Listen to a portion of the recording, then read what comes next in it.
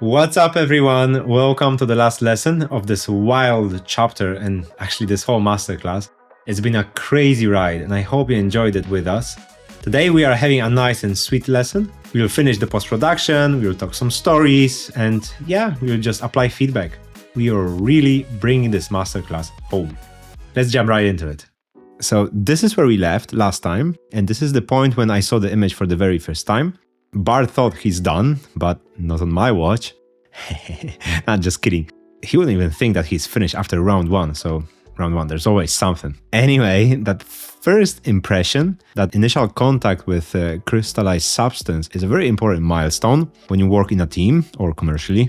And I'm not gonna lie, I was blown away, We were on to something really powerful, something really unique. And after about 20 seconds, we got to our usual conversation. We started to talk about the image, identifying what's strong about it. And yeah, is there any hidden potential we can still bring up? And most importantly, is the story there? Is it clear enough? Looking through this lens, we thought that we could extend the marketplace, It could be more epic. You just arrive here, so it should look glorious, Full of people, carriages. And perhaps if we extend this marketplace, we could possibly lose the line of people there in the background, which feels a little bit off. Another thing, when we came back to our initial references, we realized we missed one thing. We lost the sense of getting close to the people in the foreground, so we decided to place some characters in the shadows, maybe camels, and also this could draw more attention to the hero and making him and the marketplace the focal point of this image. So okay, that was our game plan. Oh, and I forgot, little minor changes. We thought about repeating the cloth motif somewhere in the back, It feels like a nice thing recurring in this image that we have some cloth pieces. So that was a small addition and reducing some volumetric effects in certain areas, but nothing major. So getting right into it, you already know the drill. I'm gonna let the video play and share some additional comments here and there whenever something interesting is happening. Hope you'll enjoy this last little process. First off, the foreground. Here we needed to step back and generate some additional people as cutouts. We already had plenty of them, but none of them actually fit. So after a couple of minutes, we had more than we needed and we started positioning them in the foreground.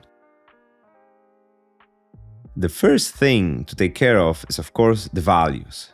They cannot be as bright in the foreground. That's like a clear giveaway that it's like distracting and not working. So we need to put them in the shadows and keep in mind that there should be a big contrast between the light and the shadow. That's why we add a little bit of that light pop. It also helps with the light hierarchy. Besides the people, we also added the camel, which caused some additional work later, but that's fine. While we'll add it, we'll fix some minor imperfections. This rim light is a little bit annoying. It doesn't fit the scene, so we are trying to tone it down a little bit.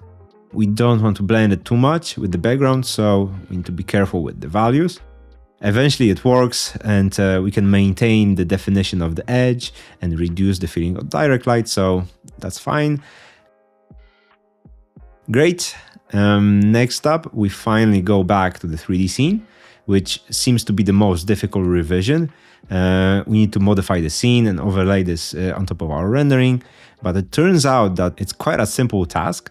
We are copying a few elements to extend the square. We just copy those cards, people, and animals that we already had, and we keep going as quickly as possible. Here we go back to those unfortunate people, because something still didn't feel right. We spent a lot of time just replacing them or experimenting with other solutions. And ironically, something that seems simple in principle, like slapping some people in the shadow, turns out to take the most time and effort. It's just a little bit unfortunate that we replaced those people and they are starting to blend into the background. So yeah, we need to keep in mind this edge is no longer as sharp as it was before, and it's a tiny battle, but we come out eventually victorious, and we will certainly not spend that much time and effort in our commercial work. We are bringing some fake volumetrics, we are bringing more contrast and making them darker against a slightly lighter background. So yeah, it's another attempt to improve readability. Okay, this part is done. Finally, we can paste our 3D rendering. We remove certain parts that haven't changed, like these towers, which had nice details. We are also painting some red ribbons with a simple brush, assuming that Magnifique will turn them into something more sensible. With those lines, we wanted to repeat the foreground motif. We mentioned earlier that such recurring motifs are something really nice. So if we have something close, something in the middle, something in the background, it will help to understand the scale of things. However, in hindsight, these lines became very narrow, so shortly after, in the next feedback round, we will get rid of them real fast. We are adding some artificial volumetrics again, a sense of depth, creating this misty effect. And same as before, we are darkening some dark parts of those assets. This will make it more consistent with the whole image, and we are pretty confident Magnifique will blend it into one whole. So yeah, it already looks quite promising. And at this stage, we run it through Magnifique a second time. Everything gains that fidelity that matches it with the old part of the scene. So we compare and decide where the detail is nice and where we wanted to remove it. And at this point, something about these characters doesn't sit right with us again. We keep coming back to this issue, as you see. It's something we cannot let go. And now we're just running these people through Magnifique and again hoping it will give us some more incredible detail that will change everything. After a few variations and a few different resolutions, a few different upscales, as you can see here, it came back with some completely crazy hallucinations. But we are trying to extract something from each anyway. And in one of those upscales, we have this rim light very organically laying over the fabric, so we can mask the effect to gain definition of the fabric. With different resolutions and different creativities, Magnifique can give us different results, so we can definitely experiment with it if we feel something doesn't quite work. At this stage, we are making the final corrections. We are almost done.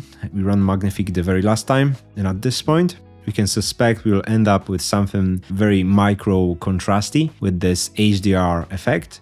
So we won't use it as a whole image. So we lower down the opacity and try to even things out. It can sort of add that extra 5% to the scene clarity, and basically at this stage, the feedback is done. Or is it? Okay, I promise we are close to being done. And have you ever heard of Let's Meet in the Middle, or the previous one was not that bad to begin with? Well, I'm not saying it happened here, but I'm also saying it totally happened here. So yeah, maybe it was a misunderstanding. You never know. But anyway, at this point, we were almost there. There were just a couple of little things we discussed, and Bart agreed with all of them voluntarily. So, okay, game plan, the second one, we had to throw some people away and position them in a way to introduce some compositional lines. So this is like a classic, the toilet left and right. We also removed the red ribbons and decided to repeat the clothes from the tower. And it all became clear real soon. That was the nasty image, explained it all. And once again, we are returning to the 3D space. We are rearranging these assets a bit to introduce more compositional lines, to make the tension lines more interesting in this scene. There was one vehicle in the scene that was kind of blocking the space single-handedly. Maybe in a grander scheme of things it wouldn't matter, but it makes sense for us, so why not to do it? We go back to the moment when we could still edit these people, and we move them so they form those lines. We remove the person on the right and basically return to the starting point. So now we only have to fix things on the left side. Fixing that rim light again, it's a little bit annoying, but yeah, it just need to be done. Adding much more rim light than before. We are brightening up the space behind the camo. That seemed to work the last time, so no second guessing this time. And now we are back to 3D render, focusing mainly on the square and introducing this geometric change so that the cards follow a curve. We are also going back, removing the red ribbons, and instead we are copying these fabric elements from the main portal.